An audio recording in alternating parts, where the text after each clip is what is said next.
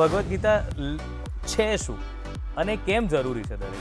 આજકાલના સાક્ષરોએ એને ધાર્મિક કિતાબ ગણી છે. એમાં ધર્મ છે જ નહીં. કૃષ્ણ કહે છે કે તારી સક્સેસ, કર્મની સિદ્ધિ માટે 5 વસ્તુની જરૂર છે. કે દરેક રિસોર્સ વાપરવાની પ્રોસેસ જુદી હોય છે. મેન પાવર વાપરવાની રિસોર્સથી મની પાવર તમે નહીં વાપરી શકો. કે નસીબ કોઈ દિવસ પોતાના પગ પર એકલું ઊભું રહી શકતું નથી. એને ટેકો જોઈએ છે. મારાથી 10 વર્ષની નાના ડોહાઓ બેઠા હોય, તમારે ડ્રાઈવર રાખવો જ જોઈએ. હા, મારી વાઈફને કે મારી વાઈફ 89 વર્ષની છે, તમારે રસોઈયો રાખવો જોઈએ. અમારો જવાબ એ છે કે રાખવો જ જોઈએ, પણ પૈસા નથી. તમે મોકલો એટલે આપણે વાપરીએ. એ કામ કર બોસ, મને 5 લાખ રૂપિયાની જરૂર છે. તો તમે ઊભા થઈ જાઓ કે ગાંડો થઈ ગયો છે 5 લાખ. એ તો ગુસ્સે થવાની જરૂર નથી યાર. સારું 5000 આપી દે, ચાલશે તો કે લઈ જા. ગુડ મોર્નિંગ ગુજરાતમાં હાર્દિક સ્વાગત છે દોસ્તો. હું શૌનક વ્યાસ. અને મિત્રો, સવારમાં એક અલગ જ પ્રકારની ઉર્જા એ આપણને વેલકમ કરતી હોય છે. આપણે જ્યારે સવારે ઉઠતા હોઈએ છીએ ત્યારે આપણે એવું માનીએ છીએ, ઘણા કહે છે કે વહેલા ઉઠી જાઓ, એવી પ્રવૃત્તિઓ કરો કે જે તમને નવી ઉર્જા આપે, જેથી કરીને દિવસની શરૂઆત સારી થાય. પણ આપણા તો સદનસીબ છે, કારણ કે આપણે તો સવારમાં ગુડ મોર્નિંગ ગુજરાત સાથે મળીએ છીએ. એટલે એક નવી ઉર્જા તમને અને અમને બંનેને મળે એવું આ માધ્યમ છે, એવું આ પ્લેટફોર્મ છે. આજની જે વાત છે, આજની જે મુલાકાત છે એ બહુ ખાસ છે, કારણ કે આજના મહેમાન પણ ખાસ છે. એક સરસ ગીત આજે હું સાંભળતો, એટલે ફિલોસોફી વિશે, એમના વિશે જ્યારે એમનો પરિચય મેં લીધો ત્યારે મને એમ થયું કે હા, આ બધી વસ્તુઓ તો કેટલી જાણવા જેવી છે. તો રહીને એક ગીત મારા મગજમાં બહુ આવ્યા કરે, અને એ ગીત બહુ સુંદર છે. ગુલઝારની કલમે લખાયેલું ગીત છે. આને વાલા પલ જાને વાલા હૈ, आने वाला पल जाने वाला है, हो सके तो इसमें जिंदगी बिता दो, पल जो ये जाने वाला है, हो आने वाला पल. વિચાર કરો કેટલી અગત્યની વાત છે, જે આપણે હંમેશા કહેતા હોઈએ છીએ કે યાર શું કામ તું ભવિષ્યનો વિચાર કરીને દુઃખી થાય છે, કે શું કામ ભૂતકાળને વિચારીને તું હેરાન થાય છે.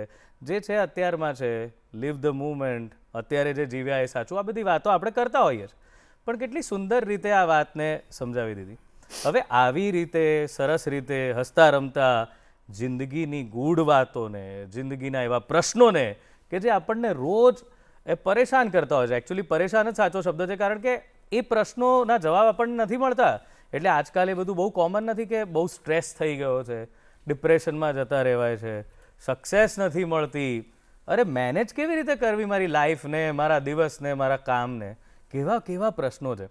પણ આજે આપણી વચ્ચે જે વ્યક્તિત્વ છે, જે મહેમાન છે, એ આ પ્રશ્નોના જવાબ જાણે છે કરતાં એને એપ્લાય કેવી રીતે કરવા એ રીત જાણે છે. ખાલી વાત ફિલોસોફી કે ઉપર ચલી નહીં, પણ એને કેવી રીતે તમે જીવનમાં ઉતારી શકો એના વિશે સરસ. અને એવું નથી કે એ આપણી વચ્ચે આજે જે છે એ કંઈ નાની મોટી વ્યક્તિ હોય. એ બહુ મોટા management consultant, author, corporate trainer છે, એજ્યુકેશનિસ્ટ છે, અને પ્રોફેશનલ સક્સેસ કેવી રીતે કરવી, લીડરશિપ, પર્સનલ ગ્રોથ, આ વિષયો પર ખૂબ સુંદર ટ્રેનિંગ આપતા હોય છે. 120થી વધુ પુસ્તકો એમના નામે છે, અને એમાં management, marketing, self help, neuro linguistic programming, Sufism, Zen, અને ખાસ કરીને જે વાંચીને મને બહુ રસ પડ્યો એ ભગવદ્ ગીતા. આ બધા જ વિષયો પર આ પુસ્તકો છે, અને એમના કાર્યક્રમો, એમના કોર્સિસ છે, જે ટ્રેન કરતા હોય છે લોકોને. દસ્તુર કન્સલ્ટન્ટ્સના પ્રોપરાઇટર છે, અને લગભગ 40 વર્ષથી પણ વધુથી ઇન્ટરનેશનલ ટીચિંગ, લર્નિંગ અને કોર્પોરેટ ટ્રેનિંગનો એમનો બહોળો અનુભવ રહ્યો છે. બહુ જ મોટી એમની જે આખી સિદ્ધિઓની લિસ્ટ છે, એ હું કહેતો જ જાઉં એવું થાય છે. પણ ખાસ જે મને મજા પડે એવી વાત છે, એમની ઉંમર બહુ નાની છે, અને ખૂબ નાની ઉંમરે આ સિદ્ધિ એમણે મેળવી લીધી છે. તો ચાલો મળીએ માત્ર 93 વર્ષના મિસ્ટર બી એન દસ્તુર સાહેબને. નમસ્તે સર. સર આપ અહીં આવ્યા બહુ આનંદનો વિષય છે અને 93 વર્ષ એટલે પહેલાં તો મેં અમે જ્યારે વાત કરી ત્યારે સાહેબે એમ જ કીધું કે હવે લોકોને એવું થાય કે ઉંમર બોલી એટલે એમ થાય કે હવે આટલા મોટા વ્યક્તિ પાસે શું, પણ મને એમ છે કે હવે તો ઊંધું છે. લોકો એ જ જાણવા માગે છે કે 93 વર્ષ સુધી. હમણાં મેં એમને એમની જન્મ તારીખ પૂછી તો સાહેબ કહે છે મારી જન્મ તારીખ 33 જુલાઈ છે. ના 27 જુલાઈ 1933 છે. તો હવે મજા એ વાતની છે કે આપણે 23 વર્ષના લોકો હોઈએ કે 33 વર્ષના લોકો હોઈએ, બહુ માથે ભાર લઈને તરત આમ આપણે જન્મ તારીખ બોલીએ. એ 93 વર્ષે પણ આટલા આનંદમાં છે અને મજા કરે છે. તો એ જ કદાચ એવી વસ્તુ છે કે જે આપણા જેવા બધાને આજે મોટિવેટ કરવાની છે. તો સર સ્વાગત છે. અને સર આપની આખી જે વાત AMAની સાથે આપ સંકળાયેલા છો એના વિશેની વાત જાણી, પછી driving a Ferrari on the career express way, આપે આ બધા જ વિશે વાંચ્યું, પણ મને સૌથી જે રસપ્રદ એમાં વાત લાગી એ મેં કીધું એમ ભગવદ્ ગીતા લાગી. તો મને એવું છે કે આજે આપ ભગવદ્ ગીતા પર જો આપ ચર્ચા કરો અને અમુક બધા પ્રશ્નો છે એના વિશે આપણે વાત કરીએ તો બહુ મજા પડે સર. હા, તમે સવાલ પૂછો, આવડતા હશે એટલા જવાબ આપીશ, નહીં તો ના પાડીશ, બીજું તો શું થાય. સર ભગવદ્ ગીતા એક એવું પુસ્તક છે કે જે દરેક જણ બહુ આમ એવી રીતે જ વસાવે છે કે મારી પાસે ભગવદ્ ગીતા હોવી જોઈએ, અને ભગવદ્ ગીતા છે એટલે મેં કંઈક એવું તો જીવનમાં રાખ્યું છે મારી પાસે કે જેના લીધે મને બહુ હેલ્પ થવાની છે. પણ અનફોર્ચ્યુનેટલી લોકોની બેગમાં કે કબાટમાં ભગવદ્ ગીતા હોય છે. તો પહેલાં તો ભગવદ્ ગીતા છે શું અને કેમ જરૂરી છે દરેક માટે? એ કબાટમાં એટલા માટે છે કે આજકાલના સાક્ષરોએ એને ધાર્મિક કિતાબ ગણી છે. એમાં ધર્મ છે જ નહીં. આપણે ધર્મ એટલે શું? આપણે મંદિરમાં શું કરવા જઈએ, મસ્જિદમાં શું કરવા જઈએ, ભીખ માગવા જોઈએ, આભાર માનવા જઈએ, લાંચ આપવા જઈએ. અને લાંચ આપતી વખતે આપણે ઈશ્વરને તો કરપ્ટ ગવર્મેન્ટ ઓફિશિયલ હોય એનાથી પણ નીચો ગણીએ છીએ. મારે તમારી જમીન ખાઈ જવી હોય તો હું એક જણને કહું, ગવર્મેન્ટ ઓફિસરને, કે પકડ 5 લાખ રૂપિયા ને જમીન કર મારે નામે, તો હું એને પૈસા એડવાન્સમાં આપું છું, કારણ કે મને ખાતરી છે કે કરી દેશે. ઈશ્વર સાથે આપણે એવું કરતા નથી કે મારે ત્યાં જો આ થશે તો હું તને નાળિયેર ચડાવીશ, અને જે નાળિયેર આપવાનું ને એના 2 ટુકડા કરવાના. અને નાળિયેરના કોઈ જરા 2 ટુકડા એક સરખા થતા નથી. નાનો મોટો થાય એ નાનો ભગવાનને આપવાનો, મોટો લઈ જવાનો ઘરે ચટણી બનાવવા. આની મોકાણમાં લોકો એ વાંચતા નથી, કારણ કે લોકો એમ કહે છે કે ધાર્મિક કિતાબ છે. એ ધાર્મિક કિતાબ છે જ નહીં.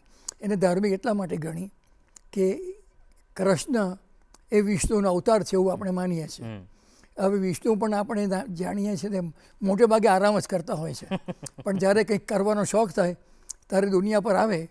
માછલી થઈને આવ્યા, કાચબો થઈને આવ્યા, સુવર થઈને આવ્યા, વામન થઈને આવ્યા, નરસિંહ થઈને આવ્યા.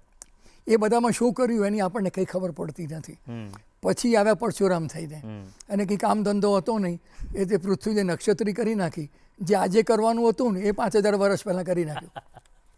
અને પછી આવ્યા કૃષ્ણ, અને એને લોકો, હું તો એમ માનું છું કે કૃષ્ણ એટલા માટે આવ્યા કે હવે એમને એવું લાગ્યું વિષ્ણુને કે મારે લોકોને કંઈક ભણાવવું જોઈએ. એટલે હું એમને પ્રોફેસર KV યાદવ કહું છું, પ્રોફેસર કૃષ્ણ વાસુદેવ યાદવ. એ કૃષ્ણ છે એ લોકોને માટે છે, મારે માટે નથી. કારણ કે જે કિતાબ લખી છે એ SOP છે. એ કહે છે તમને કે તમારે શું કરવાનું, શું નહીં કરવાનું, શાને માટે, હેપી રહેવા માટે શું કરવાનું, શું નહીં કરવાનું. સ્ટાન્ડર્ડ ઓપરેટિંગ પ્રોસિજર લાઈફ માટેની, એનું નામ ગીતા. અને એને લોકોએ કબાટમાં ભૂરી દીધી.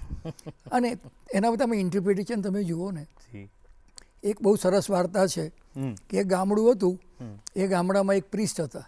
એને ગામડાને આખું વ્યસન મુક્ત કરી નાખ્યું અને ઉકલી ગયા. નવો પ્રિસ્ટ આવ્યો જુવાન, એ હુક્કો પેતા પકડી ગયો. ગામ લોકોએ જાળી નાખ્યો કે પેલા કોણ ને તું કોણ યાર, હુક્કો પીએ છે. તે કહે છે કે ગીતાના 9મા અધ્યાયમાં 36મા નંબરના શ્લોકમાં એવું કહ્યું છે કે પત્ર પુષ્પમ ફલમ તોયમ, એટલે જે માને પાનથી, ફળથી અને પાણીથી અને ફૂલથી મારી પ્રાર્થના કરશે એ મને બહુ વહાલો લાગશે. એટલે હું તો કૃષ્ણનો વહાલો થવા માટે આ કરું છું. કારણ કે હુક્કાની અંદર ટોબેકોનું લીફ છે, ધતુરાનું ફૂલ છે, કાચલી છે, એ ફળ છે, અને અંદર પાણી છે. એટલે આખા ગામના લોકોએ પછી હુક્કો પીવા માંડ્યો. This is how it is interpreted. અને દરેક જણના ઇન્ટરપ્રિટેશન જુદા જુદા હોય છે. એ પોતાની ફ્રેમ ઓફ રેફરન્સ પ્રમાણે કરે. દુનિયા જોવાની જેવી એની દ્રષ્ટિ હોય તે પ્રમાણે એ કરે. વિનોબા ભાવે, ગાંધીજી પણ કરે, કનૈયાલાલ મુનશી પણ મેં વાંચ્યા છે, રાજા ગોપાલચારી પણ વાંચ્યા છે, અને બધા અત્યારના મોડર્ન વાંચ્યા છે. એ બધાની અંદર મારી કૂટીને ધાર્મિક ચોપડી બનાવવાનો પ્રયાસ કર્યો છે. એક શબ્દ છે અધિષ્ઠાન, એ આપણે પાછળથી વાત કરી શકશું. એનો અર્થ ડિક્શનરી અર્થ છે એન્વાયરમેન્ટ અથવા લોકેશન. લોકો એના જાત જાતના અર્થ કરે છે, ઇન્ક્લુડિંગ આત્મા. ફોલો મેં જેટલી આજે હું જે શ્લોકની વાત કરું છું, 18 નંબરનો શ્લોક, 18મા અધ્યાયમાં 14મા નંબરનો શ્લોક છે. તમારે સક્સેસ માટે શું કરવાનું, એના 5 ઇન્ગ્રેડિયન્ટ છે. એમાં સૌથી પહેલું અધિષ્ઠાન છે. એનો અર્થ છે કે એન્વાયરમેન્ટ. તમે એવું એન્વાયરમેન્ટ બનાવો કે જ્યાં લોકોને સક્સેસ મળે. એનો પણ અર્થ જુદો કર્યો છે. એટલે આ બધાની મોકાણની અંદર ગીતા કબાટમાં કેદ થઈ ગઈ. સર, પેલો શ્લોક છે કર્મણ્યેવા અધિકારસ્તે મા ફલેષુ કદાચન. પરિણામ એટલે કે આપણે બહુ સાદી ભાષામાં દર વખતે કહેતા હોય છે કે કર્મની આશા નહીં રાખ તું, એટલે ફળની આશા નહીં રાખ, કર્મ કરે જા. પણ દરેક જણને પરિણામ, ફળ, એમાં રસ બહુ જ હોય છે. ફળમાં રસ હોવો જ જોઈએ. ટાર્ગેટ મીટ થવી જ જોઈએ, ગોલ પર પહોંચવું જ જોઈએ, પણ એને માટે આસક્તિ નહીં હોવી જોઈએ, ઓબ્સેશન નહીં હોવું જોઈએ. Reason is very simple. જી sir. There are certain things આપણી લાઈફમાં એવું બને છે જેના પર આપણો કોઈ કંટ્રોલ નથી. આજનો જે માહોલ છે એને લોકો ANY કહે છે. Anyone can come from any place, any time, and cut your throat anyway. આ છે. ટ્રમ્પને છીક આવે તો અહીંયા આપણને નિમોનિયા થાય છે. એટલે જે કંઈ આપણે કર્મ કરીએ છીએ એનું ફળ મળવું જ જોઈએ, પણ ફળ મળવાની ગેરંટી નથી. There are lots of things જે આપણે કંટ્રોલમાં નથી. રાઈટ. એટલા માટે ઘણા જણા એમ કહે છે કે મને કદાચ ફળ નહીં મળે એના ડરે કામ જ નથી કરતા. જરૂરી એ છે કે કામ કરવાનું છે અને પૂરી તાકાતથી કરવાનું છે, જેથી રાતના ઊંઘતી વખતે આપણે કહીએ કે મેં તો જે કરવાનું હોય તો કરી લીધું. That is the message here. Otherwise આ જે શ્લોક છે ને કર્મણ્યેવાધિકાર હસ્તે વાળો, એ બહુ કોન્ટ્રોવર્શિયલ છે. ઓનલી થિંગ ઇઝ કે ઓબ્સેશન નહીં હોવું જોઈએ. રાઈટ. ગીતાના પહેલા 2 ચેપ્ટરમાં ઓબ્સેશન શબ્દ 13 વખત વપરાયો છે. એટલે એ ઓબ્સેશન નહીં રાખવાનું, ફળની આશા રાખવાની. ફળ મળે તો આનંદ કરવાનો, ફળ નહીં મળે તો એ તમારા હાથમાં હતું જ નહીં, કારણ કે એ કોઈ બીજાના હાથમાં હતું. રાઈટ. એટલે વાત એ નથી કે ફળની આશા જ ન રાખો, વાત એ છે કે સ્વીકારી લો. ઓબ્સેશન નહીં રાખો. ઓબ્સેશન નહીં, આસક્તિ નહીં રાખો. નહીં રાખો. જે મળે છે ફળ એને તમે સ્વીકારી લો. તમારું ધાર્યું મળ્યું તોય ઠીક, ને ના મળ્યું તોય ઠીક. Correct sir. તો આ મેં શરૂઆતમાં જ જે વાત કરી કે અત્યારે બધાને આવી કોઈકની કોઈક સલાહની જરૂર છે. સલાહ બહુ સરળતાથી મળી પણ રહે છે અને બધેથી મળી રહે છે. એવું થાય છે કે ઓવરડોઝ થઈ જાય છે. એમ તમે એક વસ્તુ શોધવા નીકળો, કારણ કે હવે તો સોશિયલ મીડિયાના એલ્ગોરિધમ હોય છે. તમે એક વસ્તુ વિશેની સર્ચ મારો એટલે આખો દિવસ તમને એની એ જ વસ્તુ બતાવ્યા કરે. તો આવી જ્યારે જેને સલાહ જોઈએ છે, જેમ કે હવે અત્યારનો જે યુથ છે ખાસ કરીને, મેં તો બાળકોમાં જોયું છે જે લોકો સ્કૂલમાં જાય છે, એ લોકો બહુ સ્ટ્રેસમાં છું. ઘણા તો નાના બચ્ચાઓ એટલે હજુ તો સ્કૂલમાં હોય અને એમને કાઉન્સેલિંગ માટે લઈ જવા પડતા હોય છે. તો આ જે સ્ટ્રેસ છે એને કેવી રીતે મેનેજ કરું? કારણ કે તમે કીધું કે કોઈકને કંઈક થાય છે, દશા આપણી ખરાબ થઈ જાય છે અને બધાને સ્ટ્રેસ હવે થવા માંડ્યો છે. સ્ટ્રેસ માટેનું એક જ ફોર્મ્યુલા ગીતામાં છે. જી. કે તમે સ્થિત પ્રજ્ઞ બની જાઓ. સ્ટ્રેસ ક્યાંથી આવે છે સમજવાની જરૂર છે. આપણા બોડીમાં એક ઓટોનોમિક નર્વસ સિસ્ટમ છે. એ ફાઇટ અને ફ્લાઇટ માટે બનાવેલી છે. જંગલમાં જઈએ અને સામે વાઘ આવે તો ક્યાં તો લડી લો, ક્યાં તો ભાગી જાઓ. એ લડવા અને ભાગવા માટે શરીરને તૈયાર કરવાની જે સિસ્ટમ છે એનું નામ છે ઓટોનોમિક નર્વસ સિસ્ટમ. રાઈટ. એના પર આપણો કોઈ કંટ્રોલ નથી. એટલે જ્યારે પણ મગજને એવી સિગ્નલ જાય કે કંઈક ખરાબ થઈ રહ્યું છે ત્યારે બોડી લડવા માટે તૈયાર થઈ જાય છે. ઓકે. ઓક્સિજન વધારે જોઈએ, બ્લડ પ્રેશર ઊંચો ચાલી જાય છે. તમને વધારે એનર્જી જોઈએ તો તમારા બોડીની અંદર લીવર ગ્લુકોઝ વધારે મોકલી દે છે, જેથી સ્ટ્રેસ ડાયાબિટીસ થાય છે લોકોને. ફોલો આ બધા પણ આપણો કંટ્રોલ નથી. ભગવાન એમ કહે છે કે કંઈ પણ તમને થતું હોય તો એ વખતે તમારું મગજ સ્થિર રાખવું જોઈએ, કારણ કે જે થતું હોય છે ને એ બધું ટેમ્પરરી હોય છે. દુઃખ આવે છે જાય છે, સુખ આવે છે જાય છે. જૂના જમાનાની સૂફી વાર્તા કહે છે કે શહેનશાહે પ્રધાનોને પૂછ્યું કે મને એવું કંઈક કરી આપો કે જેનાથી સુખમાં હું છકી નહીં જાઉં અને દુઃખમાં હું તૂટી નહીં જાઉં. એ લોકો એમને રિંગ આપી, ઉપર લખ્યું હતું ધીસ ટુ શેલ પાસ, આ પણ વહી જશે. ગીતામાં એમ કહે છે કે ટાળ હોય, તડકો હોય, સક્સેસ હોય, ફેલ્યોર હોય, એ બધું છે ને એ ટેમ્પરરી છે અને એક ડાયનેમિક છે, એ બદલાતું રહે છે. દરેક વખતે મગજ સ્થિર હશે તો મગજમાં જે આપણે બ્રેનને આપણે જે મેસેજ આપીએ છીએ ને એ સ્થિર મેસેજ હશે.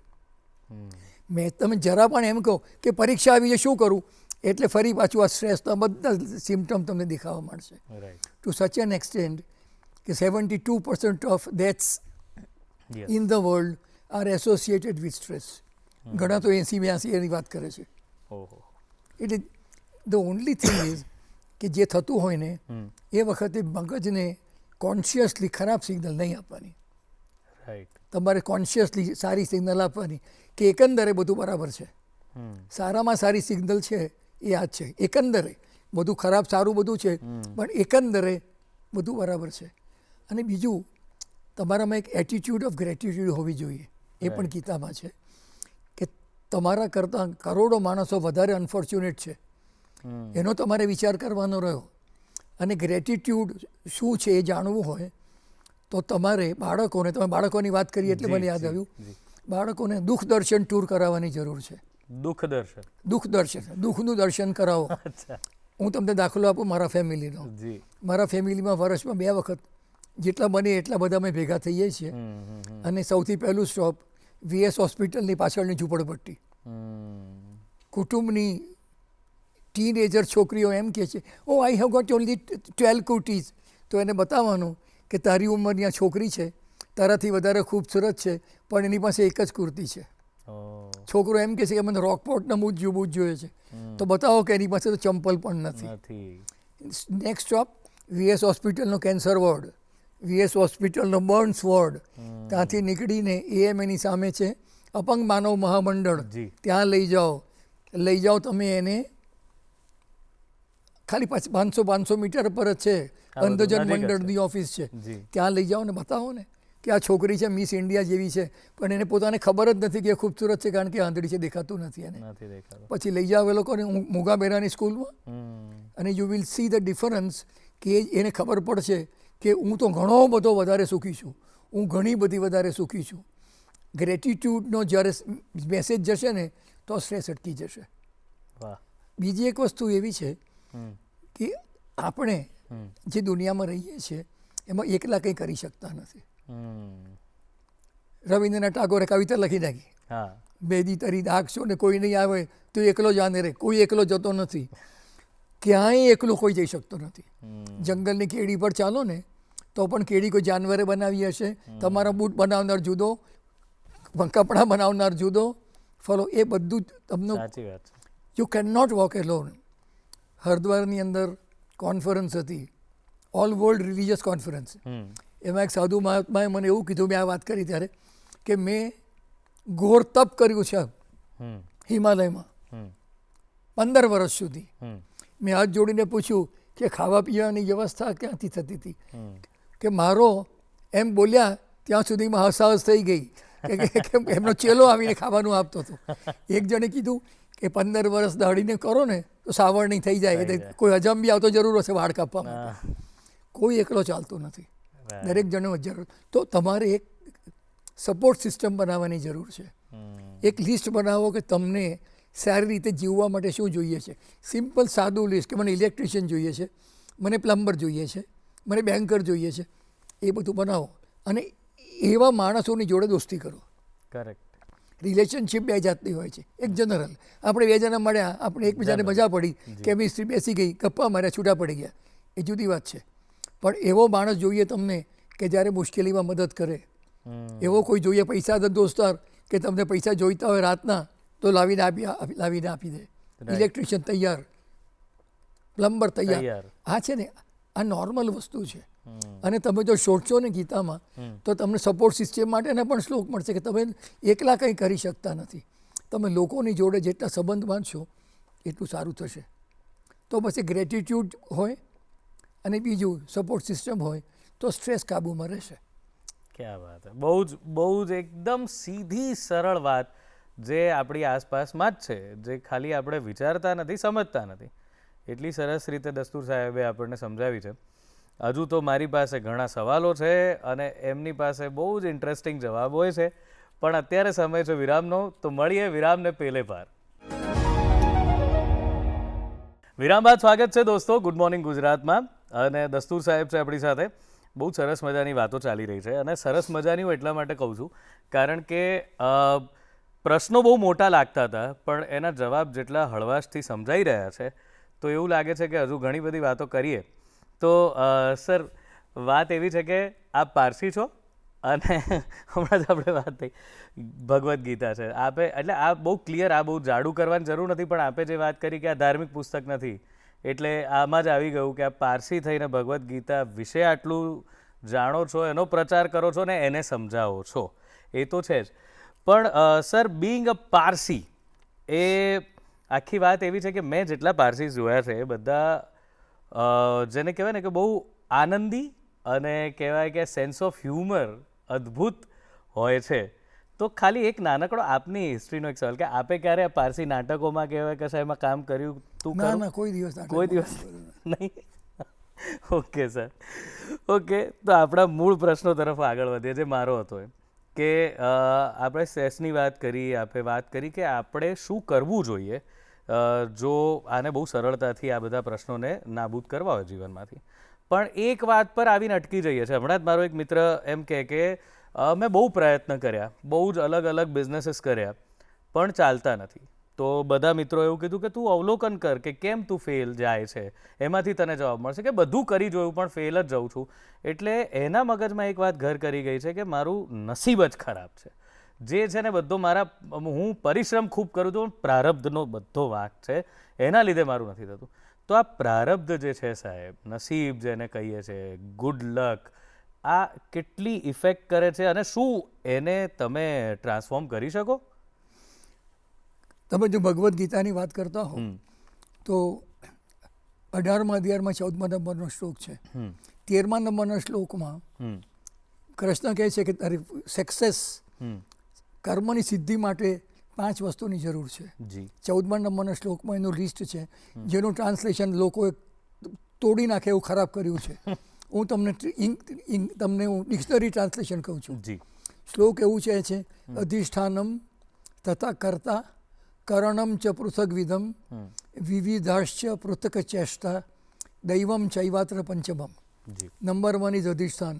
એવું એન્વાયરમેન્ટ ક્રિએટ કરો કે જ્યાં લોકોને કામ કરવાની મજા પડે, જ્યાં લોકો પોતાની સ્કિલ જે છે એ વાપરી શકે, એટસેટ્રા એટસેટ્રા. સારો માહોલ ક્રિએટ કરો.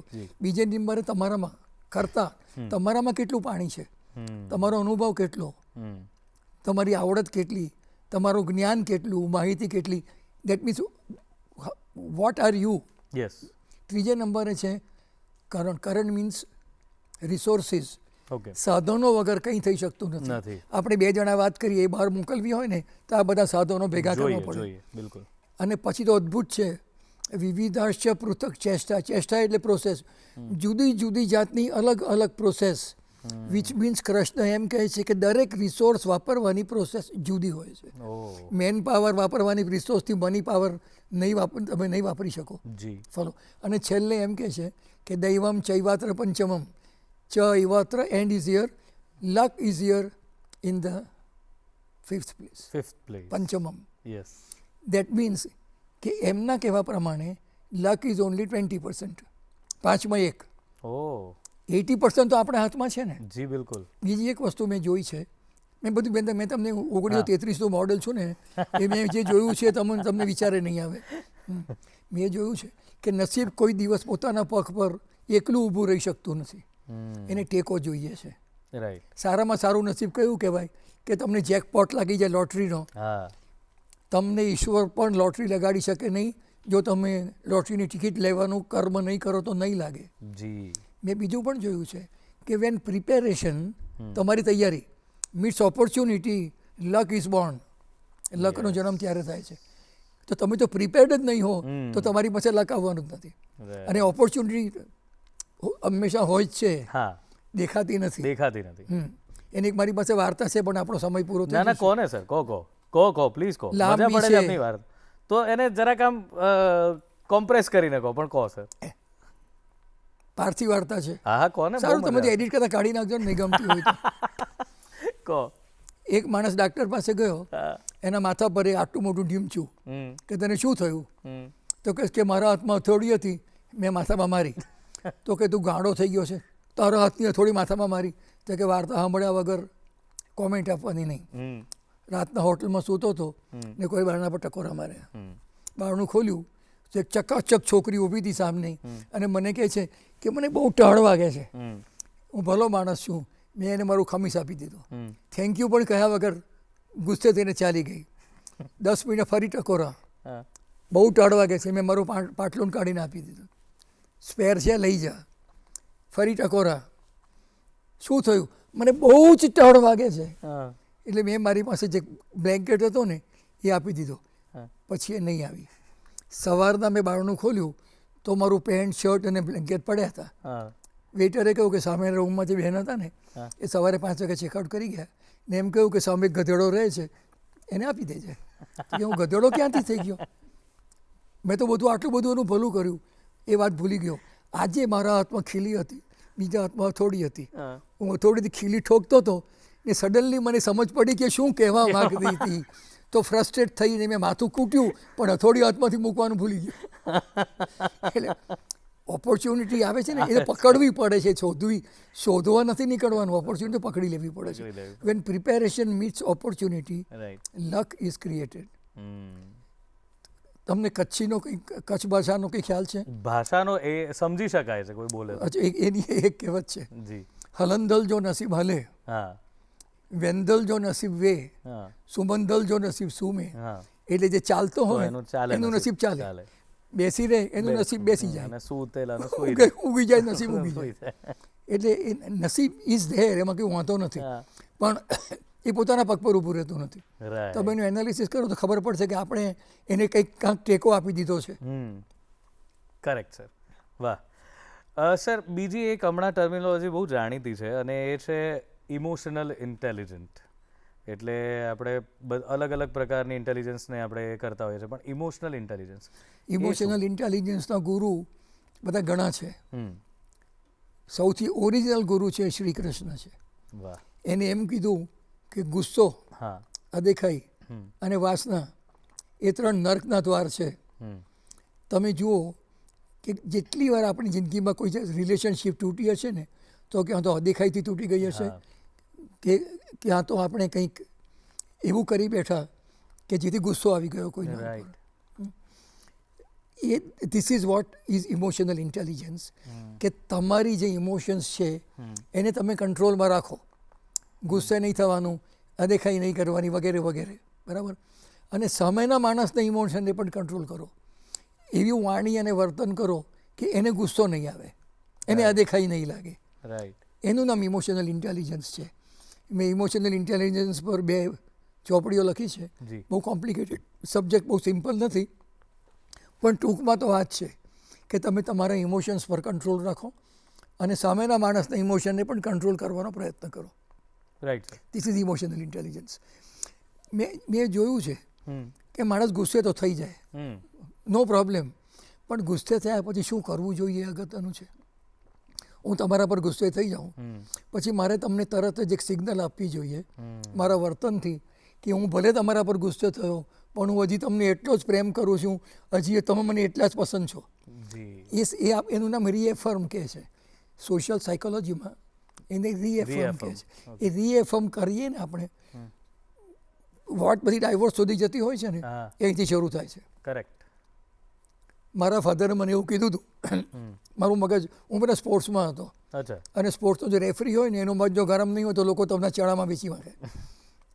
ગુસ્સો. મારા ફાધરે એમ કીધું હતું કે ઝઘડો કરવા માટેનો દિવસ નક્કી કરો, શનિવારે જવાનો. એટલે હું કંઈ બૂમ મારું ને તો રસોડામાંથી અવાજ આવે શનિવારે, એ કંઈ બોલે તો હું કહું કે શનિવારે. અને બીજી શરત, ઘરમાં નહીં, પબ્લિકમાં જઈને ગુસ્સો કરો. તમે શું ગુસ્સો કરો? અમે બહાર ગુસ્સે થઈને જઈએ ને હાથ પકડીને પાછા આવતા, તે મને યાદ છે. ક્યાં વાત હે. ઇઝી આ કરવાની જરૂર છે. એક બીજી વસ્તુ મેં જોઈ છે કે ટીકા કરતા હોઈએ છે ને, લોકોનો ધંધો હોય છે. હા બિલકુલ. જો મને ખબર હોત કે આટલું સામે જ છે તો મારી ગાડી લઈને અહીંયા આરામથી આવી શક્યો હોત. મને તો એમ હતું કે મારે ક્યાંક બીજે જવાનું. હું ગાડી બહાર કાઢું ને એટલે મારાથી 10 વર્ષની નાના ડોહાઓ બેઠા હોય, તમારે ડ્રાઈવર રાખવો જ જોઈએ. હા, મારી વાઈફને કે મારી વાઈફ 89 વર્ષની છે, તમારે રસોઈયો રાખવો જોઈએ.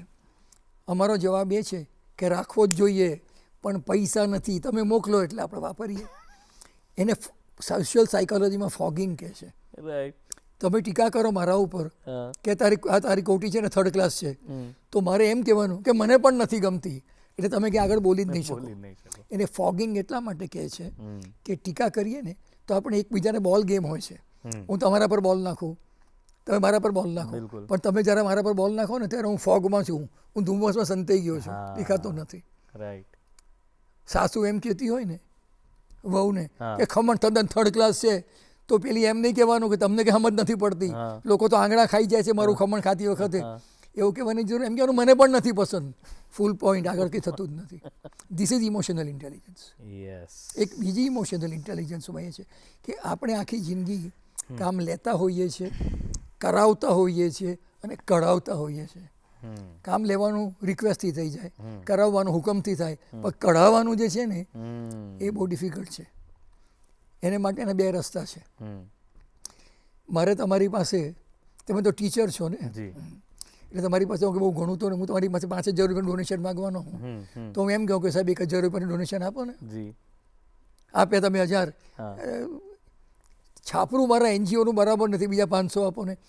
તમે શું કરો છો કે તમે નાની શરૂઆત કરીને ધીરે ધીરે ધીરે સ્કેલ અપ કરો છો. એ તમને ને મને બંનેને આવડતું હતું જ્યારે આપણે નાના હતા ત્યારે. હા બરાબર છે. મારી 11 વર્ષની ગ્રેટ ગ્રેન્ડ ડોટર મારી સામે ઊભી રહીને કહે છે, જે વખતે હૈદરાબાદમાં હતી, મારે પિક્ચર જોવા જવું છે ગ્રેન્ડપા. મેં કહું જાઓ ને માહિતી, એ ક્યાં ના પડી? તો કે 100 રૂપિયા થાય. 100 રૂપિયા આપ્યા, હટી નહીં ત્યાંથી. મેં કહું મેડમ હવે શું છે? તો કે તમને ખબર જ નથી જૂના જમાનાના માણસોને, પિક્ચર જોઈએ એટલે પોપકોર્ન ખાવા પડે ને, ઓનલી 50 રૂપીઝ. બીજા 50 લઈ ગઈ, હજી ઊભેલી જ છે. મેં કહું માતાજી હવે પધારો. તો કહું જાઉં કેવી રીતે? પોપકોર્ન ખાધા પછી કોકો કોલા પીવું કમ્પલસરી, ઓનલી 30 રૂપીઝ. 180 રૂપિયા લઈને નીકળી ગઈ. એને મને એમ કીધું હોત કે ગ્રેન્ડપા મારે પિક્ચર જોવા જવું છે, 180 રૂપિયા આપો, તો હું નહીં આપત.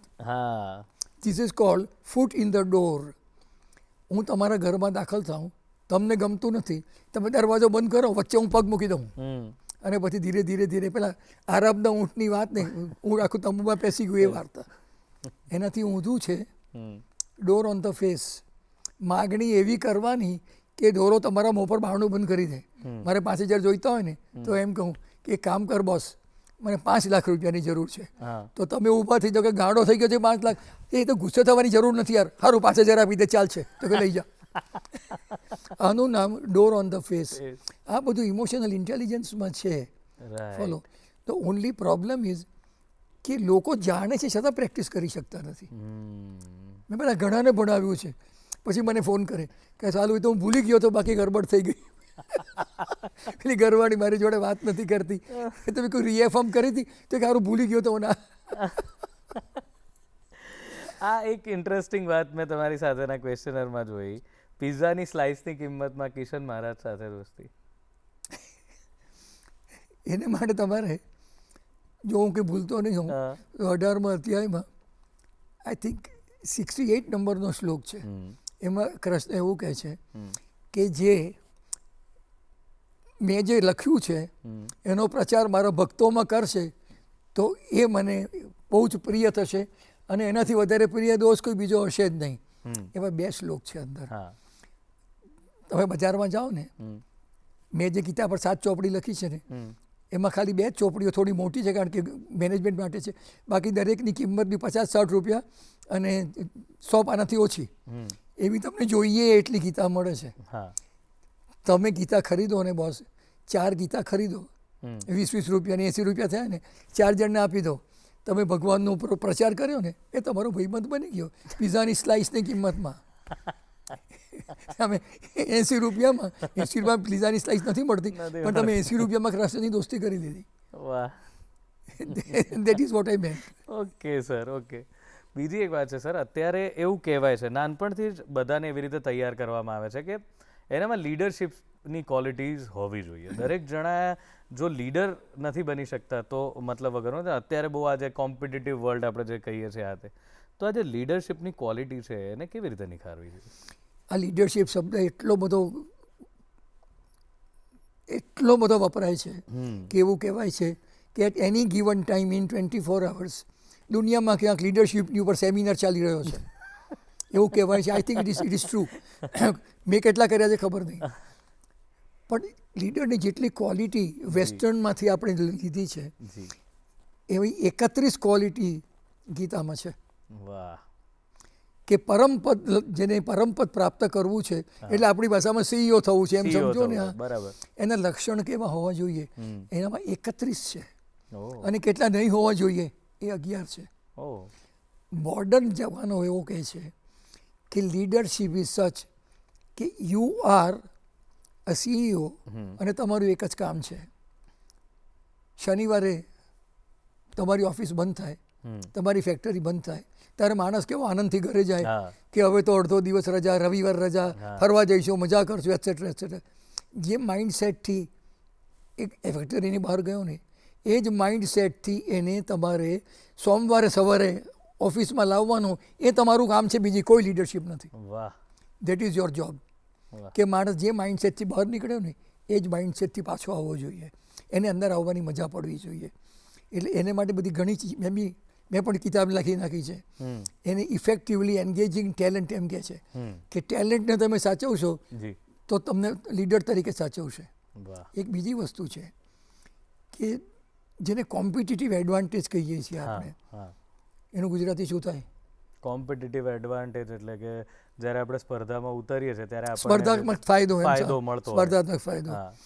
તો એને માટે એવું કહે છે કે learning faster than your competitor is the only સ્પર્ધાત્મક ફાયદો.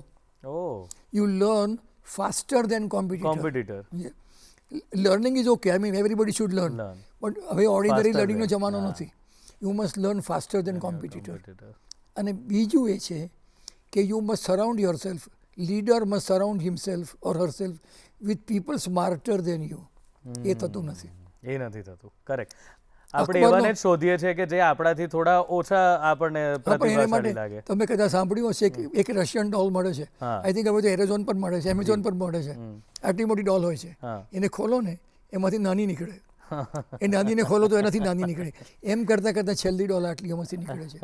એ મેસેજ છે લીડરો માટે કે તમે તમારાથી નીચલી ટેલેન્ટના માણસને પસંદ કરશો અને એ પણ એવું જ કરતો જશે તો ધીરે ધીરે કંપની વેંતિયાની કંપની થઈ જશે.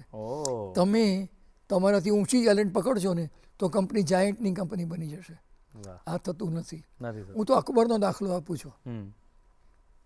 અકબરને સહી કરતા આવડતું નથી અને મને એટલા માટે ખબર છે કે 18મી પેઢીમાં અમારા દસ્તુરજી હતા, મેરજી રાણા, એમને અકબરે નવસારીની બાજુમાં ગેલાખડી નામનું ગામ છે, એમાં 350 વીઘા જમીન આપી હતી. એ જમીનમાંથી છેલ્લે બધું કપાતા 18 પેઢીએ મારી પાસે 2 એકર જમીન હતી જે અમે લોકો વેચી નાખી હતી. એનો દસ્તાવેજ છે. એ દસ્તાવેજ નવસારીમાં મેરજીરાના લાઇબ્રેરીમાં છે. એના પર અબુલ ફઝલની સહી છે. અકબરનો તો ખાલી સીલ છે કારણ કે અકબરને તો વાંચતા લખતા આવડતું જ નહોતું, સહી કરતા આવડતું નહોતું.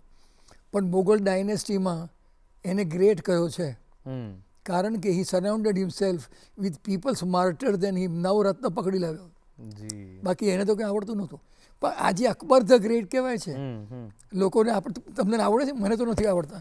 નવરત્નના નામ કેટલાને પૂછો, 100 જણને પૂછો, નહીં આવડતા હોય. ગૂગલને પૂછવું પડે તમારે તો ખબર પડે. આપણે તાનસેન કહીએ ને બીરબલ કહીએ, એવી તો શું કહીએ.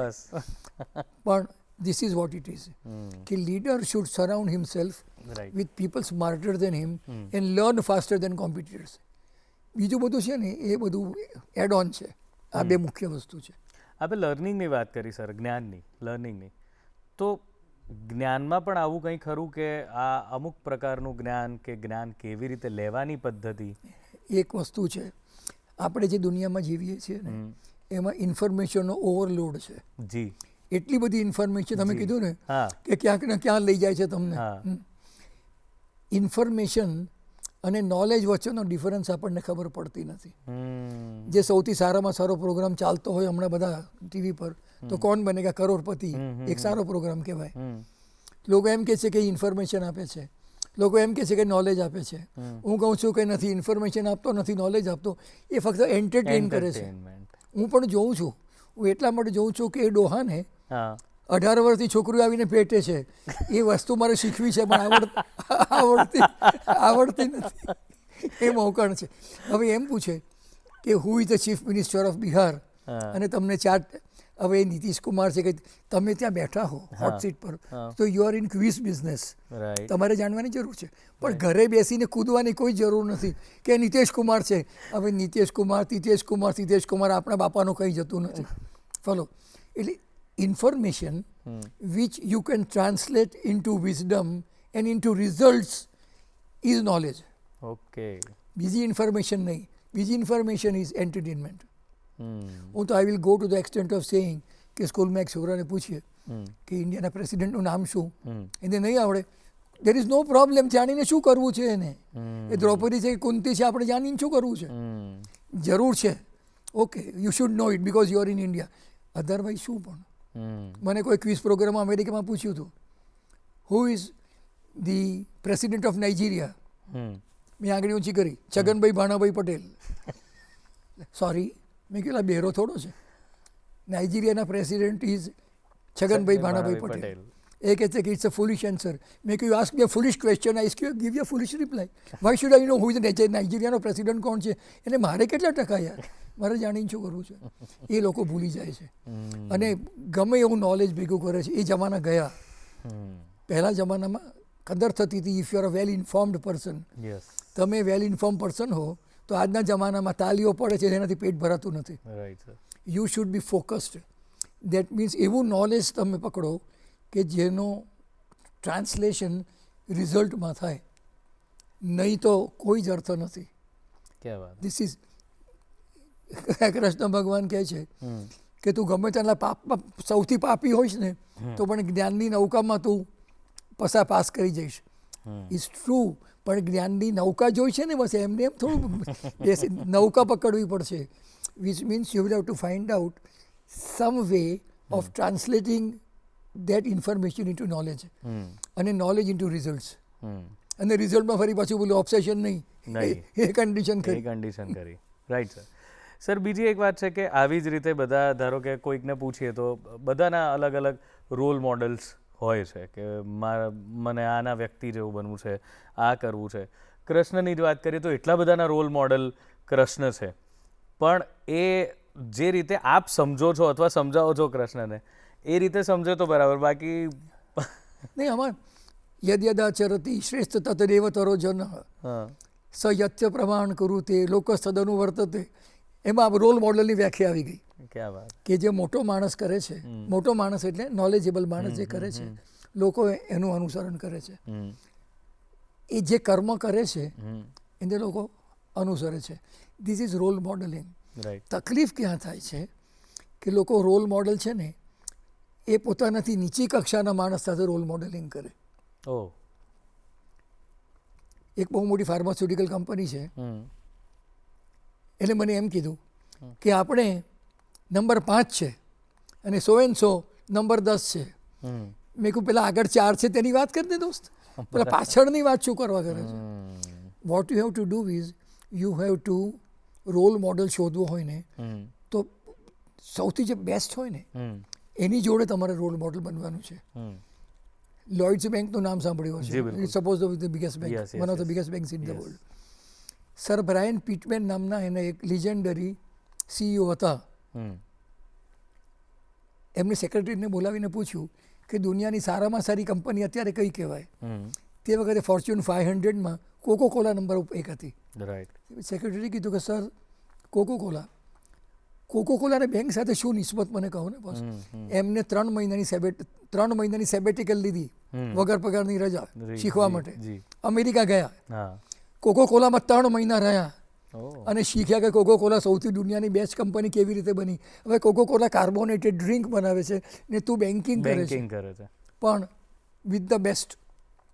યસ તમારે જઈ પણ કરવું હોય ને તમારે વિથ ધ બેસ્ટ, બીજા જોડે નહીં કરવાનું.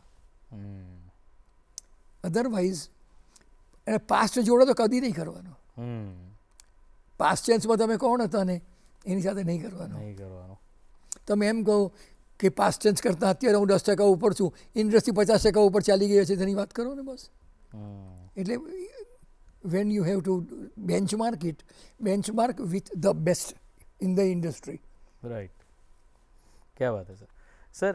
યોગની વાત કરીએ તો ગીતાજીમાં પણ યોગની વાત તો થઈ જ છે. સાહેબ, યોગના ઓરિજિનલ ગુરુ પતંજલિ છે અને કૃષ્ણ છે. Krishna, right sir. યોગનો અર્થ કરીએ છીએ હા થેન્ક્સ ટુ બાબા રામદેવ.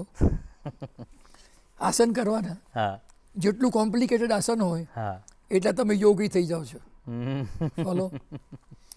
કૃષ્ણએ જે કીધું છે ને હમ 3 શબ્દમાં, યોગ કર્મશુ કૌશલ. કૌશલમ.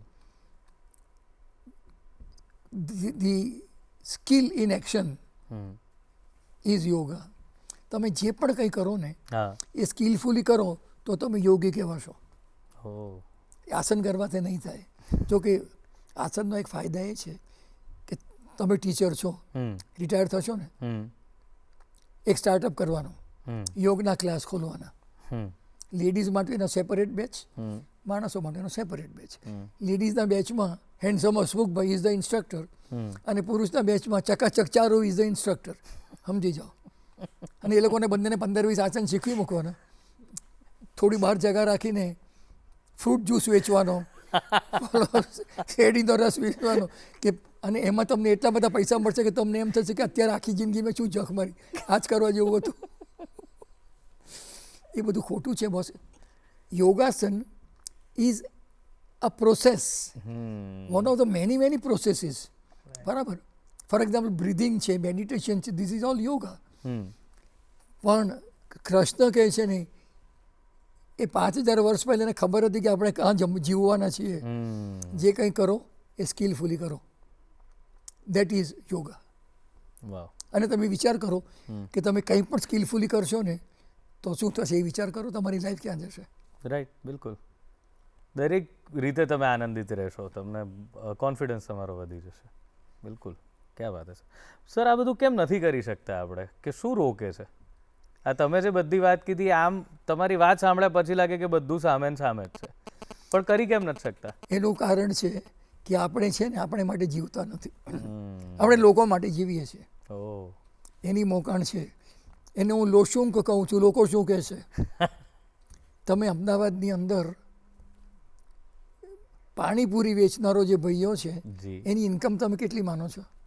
બહુ જ હશે, કારણ કે કેટલી બધી બહેનો, ઘણા બધા મારા દોસ્તારો છે, બિલકુલ મહિને રોજના 3000 રૂપિયા ટેક્સ ફ્રી ઘરે લઈ જાય છે. રાઈટ. 3000 રૂપિયા તમને રોજના નોકરીમાં મળે ને તો 90,000ની ઉપર પેલો કાકો આવીને 25% ટેક્સ લઈ જશે, income tax.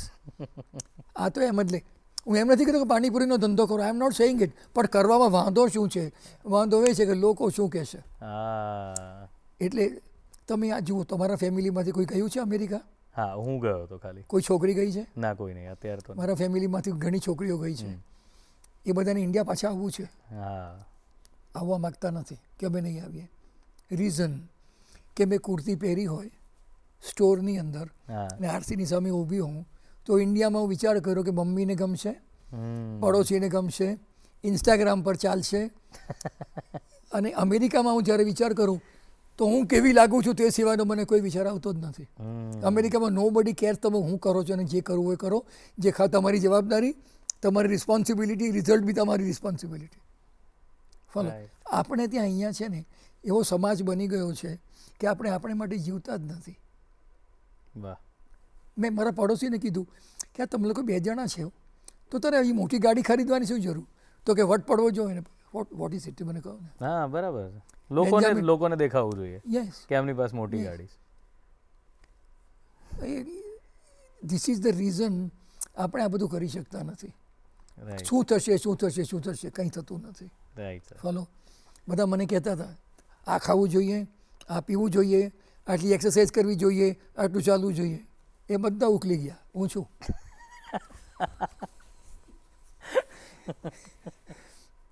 Correct sir. Sir અને જે આપણે શરૂઆતમાં જ્યારે આપણે એમને વાત કરી રહ્યા હતા કાર્યક્રમ શરૂ થતા પહેલાં ઈગો, અહમ, એ પણ બહુ એક અગત્યનો ભાગ છે. તમે જે વાત કરી બહુ જ બહુ જ બહુ જ અગત્યનું છે. પણ અહીંયા કૃષ્ણને સેલ્યુટ ટુ હિમ. એને તો અર્જુનને પુરાવો આપ્યો છે પોતાનું વિરાટ સ્વરૂપ બતાવીને કે હું ઓર્ડિનરી માણસ નથી, હું ઈશ્વર છું. એનો પુરાવો આપ્યો છે. છતાં છેલ્લે એમ કહે છે, આઈ થિંક 18મા અધ્યાયમાં 63 નંબરનો શ્લોક છે, if I am not mistaken. એ એમ કહે છે કે ઇતિ તે જ્ઞાન આખ્યાતમ ગુહ્યાત ગુહ્યતરમ મના. મેં તને એવું જ્ઞાન આપ્યું છે which is more secret than secrecy itself. ગુહ્યાત ગુહ્યતરમ. સિક્રસી કરતાં પણ સિક્રેટ મેં તને જ્ઞાન આપ્યું છે. વિપૃશય્ય દશેષણ યથેચ્છસી તથા કુરુ. એના પર સારી રીતે વિચાર કરી ને તને ઠીક લાગે એમ કર. હું ઈશ્વર છું, હું તને જેમ કહું એમ કર એવો હુકમ કરતા નથી. સારી રીતે વિચાર કરી ને તને જે ઠીક લાગે એ કર. This is ultimate death of ego. બરાબર. મેં તને કહી દીધું, વિચાર કર તને જે ઠીક લાગે એ કર. એ થતું નથી. જી સર. ઈગો છે ને એને લોકો સેલ્ફ કોન્ફિડન્સ સમજી બેસે છે. એ બંનેમાં આસમાન જમીનનો ફરક છે. અને જ્યારે આવું થાય ત્યારે જેને ઈગો છે ને એના મગજમાં એમ આવી જાય કે મને બધું આવડે. MBA માટે આપણે નથી કહેતા મને બધું આવડે. તે એવો મગજમાં જ્યારે આવી જાય ને ત્યારે પડતી જ થતી હોય છે. કારણ કે દુનિયા તમારા હિસાબે નથી ચાલતી. દુનિયા કોઈ બીજાના હિસાબે ચાલે છે અને તમારે જોવું પડે કે જે હિસાબે ચાલે છે એમાંથી મને કામનું શું છે તે લાવ ને યાર. અને તે લેતી વખતે હાથ લાંબો કરવો પડે તો કરો, ભેટવું પડે તો ભેટો બોસ. હું આ નહીં કરું એવું નહીં ચાલે. મેં બધા ઘણી વાર જોયા છે. હું જ્યારે કન્સલ્ટન્સી કરું છું ને, મારો ધંધો કન્સલ્ટન્સી કરવાનો છે અને હું બહુ એક્સપેન્સિવ કન્સલ્ટન્ટ છું. આઈ હોપ કે ઇન્કમ ટેક્સ ઓર્ડર નહીં આપડતો હોય. પણ મેં જ્યાં પણ હું કન્સલ્ટન્સી કરવા જાઉં ને ત્યાં હું 3 જણની દોસ્તી કરું. જોરદાર દોસ્તી કરું હું. પટાવાળો, ડ્રાઈવર અને કેન્ટીનનો છોકરો. એ 3 જણામાંથી જે માહિતી હોય ને એ કોઈની પાસે હોતી નથી. એ ઈગો પકડીને બેસી રહ્યા ને તો ગઈ વાત. બોલો, એ નહીં ચાલે બસ. મેં જોયું છે કે એટલો બધો ઈગો હોય છે કે CEO બેઠા હોય, જનરલ મેનેજર આવ્યો હોય, ખુરશી ખાલી હોય તો પણ એમ નથી કહેતો કે બેસ. પટાવાળો તો બાજુએ રહ્યો પણ એમ નથી કહેતો કે બેસ. ફોલો. આ નહીં ચાલે. હું જ્યાં જ્યાં કન્સલ્ટન્સી કરું છું ને ત્યાં પાછળ બોર્ડ લગાવું છું. ઉપર લખ્યું હોય છે વાય નોટ ક્વેશ્ચન માર્ક. શા માટે નહીં? વિચ મીન્સ કે મેસેજ એવો છે કે તું જે પણ મને કંઈ કહેશે મારું reaction is why not, let us discuss it. તું ગાડી જેવી વાત કર, અક્કલ વગરની વાત કર, ગાંડી વાત કર, મારું reaction is why not. Message એ છે કે આની પાસે જઈને તમે ગમે તે કહી શકો છો અને એનાથી મને સખત ફાયદા થાય છે. અને જે કંપની આ કર્યું છે ને, નામ તો નહીં દેવાય, પણ મેં 27 મહિનામાં અમે એ કંપનીનું સેલ 80 કરોડથી 190.50 કરોડ પર લઈ ગયા હતા. 27 જ મહિનામાં. આ કરોડની વાત કરું છું, રૂપિયાની વાત નહીં કરતો. 80 રૂપિયા નહીં, 80 કરોડ હતા. એનાથી 27 જ મહિનામાં મોર દેન ડબલ કરી દીધું. કેમ? Only by doing this. દરેક માણસને પૂછી લઈએ કે શીખવા તારે શું શીખવું છે તે બોલ. હું તો ફોર્મ બનાવીને આપું છું. એમાં બધા જાત જાતના સવાલ હોય. એમાં એક સવાલ હોય કે તમને શું શીખવાની ઈચ્છા છે, what do you want to learn. તો લોકો લખે તે બતાવો ને એને. અને તમે લોકો તમે છક થઈ જાઓ છો. લોકો શું શું માગે તમારી પાસે. અને એ that is what is not being done. એનું નામ છે ઈગો. ક્યાં વાત. વાહ. તો દસુર સાહેબ, બહુ જ સરસ મજાની વાતો હતી ને ખરેખર આટલી બધી વાતો થઈ એનોય કોઈ ભાર નથી લાગતો કે આપણે બહુ બધી વાતો કરી, બહુ બધા વિષયો પર વાતો કરી અને સમય ક્યાં જતો રહ્યો ખબર ના પડી. પણ સમયની આ મર્યાદા છે તો અત્યારે તો આ એપિસોડને આપણે ટૂંકાવવો પડશે. પણ સર જતાં જતાં આપ જો એક વાત કોઈ કહેવા માગતા હો તો એ કઈ?